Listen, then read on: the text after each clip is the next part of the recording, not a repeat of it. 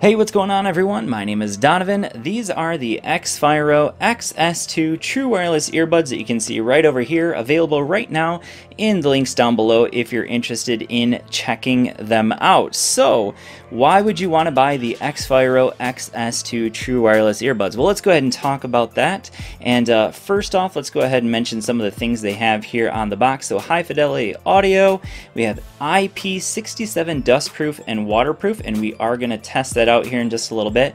Now, I do want to mention that out of all the True Wireless earbuds that I've ever reviewed, these are the only ones I've ever seen with an IP67. Now, there are like the Braggy Dash, those do have even more water resistance. So there are other ones out there. I've just never personally reviewed any other ones with a IP rating that high.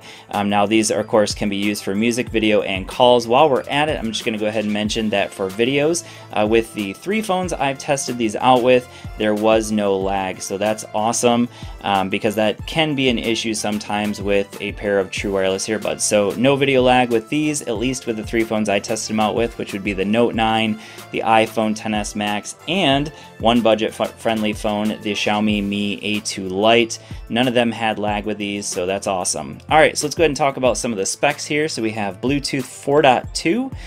Now that's actually a little bit of a negative in my opinion. That's a little bit of an older Bluetooth protocol, so now we're up to Bluetooth 5.0, and the reason why 4.2 can be an issue with these is that they will from time to time disconnect from each other. So the range from your phone is actually pretty good, but the range between themselves, they will from time to time disconnect just for like a millisecond, but it can be annoying when it does happen. So connectivity range of 10 meters, that's of course if it's unobstructed. We have 850 milliamp hour power bank capacity. So what does that mean? Well, the charging bank, which you use for the actual earbuds, they just sit right there, they magnetize, so that's awesome. They will not fall out of here, so that's cool. They magnetize right in there.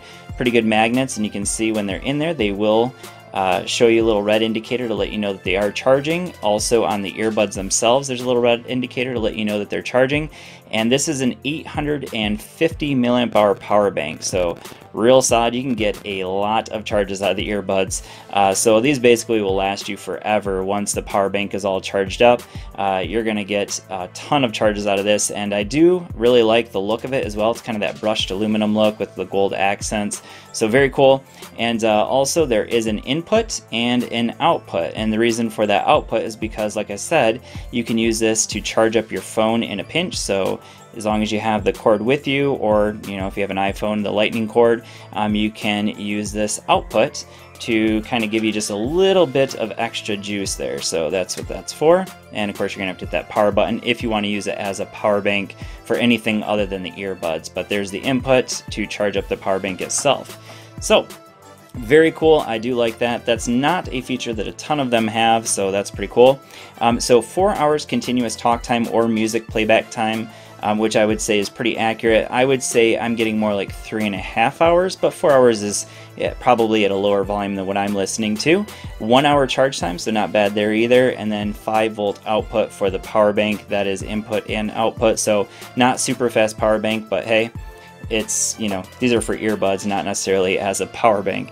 Alright, so we've talked about a lot of specs with the xS2s. Now let's go ahead and talk about the nitty-gritty, like how do they sound, how is the call quality with these, and let's go ahead and start out with the sound quality. So in terms of sound quality, I will say that I'm pretty impressed considering how tiny these things are. They do give you a lot of output in terms of volume, also a good amount of bass, and overall I would say probably about a 4.2 out of 5, so a solid B, which means they're very good.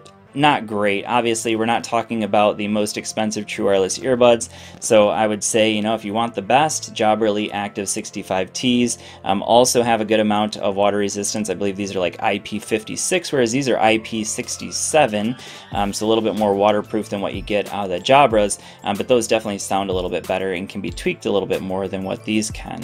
But with that being said, let's go ahead and talk about the call quality. So in terms of call quality, these are pretty much just average when it comes to True Wireless earbuds, which means to say that, you're Gonna get a lot of background noise, so if you're in a noisy environment, you won't want to use these for calls because you can see where the microphones are. They're sitting here on the back of the earbuds, which means they're actually away from your face, which means they're going to pick up just about everything. They're omnidirectional microphones, so just something to keep in mind if you want to use them.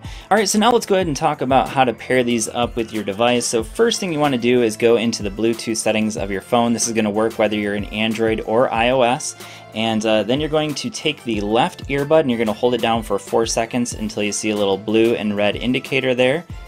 Now it will also say pairing mode if you have them in your ears, so you can see there now it's blue and red. Now I'm going to go into my device and it should pop up here as other devices. There it is, so the xFyro xS2, and it should pair up right away. So again, that's just the left earbud, so you can see that it's connected. And then you want to take the right earbud and hold it down for just 2 seconds. So you don't want to turn it until it goes blue and red, because then it will also go into pairing mode. You don't want that. You just want it to pair up to the left earbud. So hold it down for 2 seconds. All right, and we want it to do that just like it did.